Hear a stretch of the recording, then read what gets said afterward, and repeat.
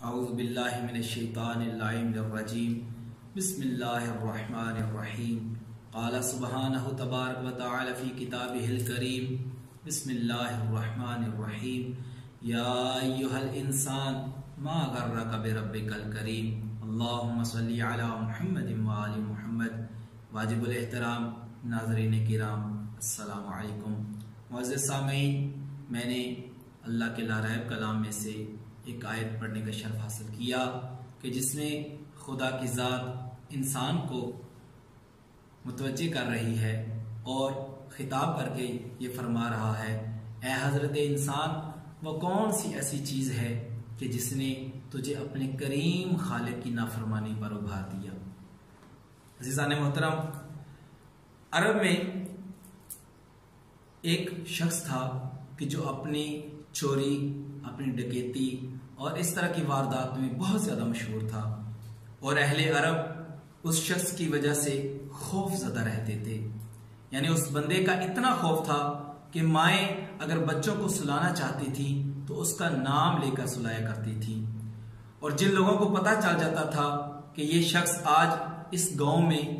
اس ارادے سے آیا ہے، چوری کے ارادے سے آیا ہے، تو وہ لوگ ڈر اور خوف کی وجہ سے گھروں کے اندر اور کمروں کے اندر بند ہو جایا کرتے تھے، چونکہ وہ اتنا ظالم شخص تھا۔ اگر کوئی شخص مزاحمت کرتا تو وہ اس کی جان لینے میں کسی قسم کا دریغ نہیں کرتا تھا۔ تو ہوا کچھ اس طرح کہ وہ جس طرح اپنی روٹین کے مطابق لوگوں کے گھر چوری کیا کرتا تھا، ایک رات وہ اسی ارادے سے ایک گھر میں داخل ہونے کی کوشش کر رہا تھا۔ جیسے ہی وہ دیوار پر چڑھا تو اس کے کانوں میں آواز آئی کہ ایک قاری قرآن کی تلاوت کرتے ہوئے اس آیت شریفہ کو پڑھ رہا تھا، اور اس نے یہ جب پڑھا، یا ایھا الانسان ما غرک بربک الکریم، اے حضرت انسان، تجھے اللہ اور اس کریم خالق کی نافرمانی پر کس نے ابھار دیا، تو اس کے کانوں میں جب یہ آیت پڑھی اور اس نے سنا تو فوراً وہاں سے واپس پلٹا اور دل میں کہنے لگا، پروردگارہ، یہ میرا آخری موقع تھا کہ میں تیری نافرمانی کرتا رہا، آج کے بعد یہ بندہ تیری نافرمانی نہ کرے گا۔ عزیزان محترم، وہ بندہ اتنا تبدیل ہوا کہ اس نے اس سے پہلے جتنا کسی کا مال یا دولت لوٹی تھی وہ ساری کی ساری واپس کر دی۔ اسی طرح کا ہمیں ایک چیز ملتی ہے امام حسین علیہ السلام کا، کہ شب عاشور امام نے جناب حر کو بھی، کہ جو جہنم کی طرف جا رہا تھا، اسے جنت کی طرف لے آئے۔ جناب حر وہ شخصیت ہیں کہ جنہوں نے 2 محرم الحرام کو جناب امام حسین علیہ السلام کی سواری کے اندر آ کے ہاتھ ڈالا تو امام نے بڑا سخت جملہ کہا تھا کہ اے حر، تیری ماں تیرے غم میں بیٹھے تو کیا گستاخی کر رہا ہے۔ حر نے پلٹ کر ایک ہی جملہ کہا تھا، مولا،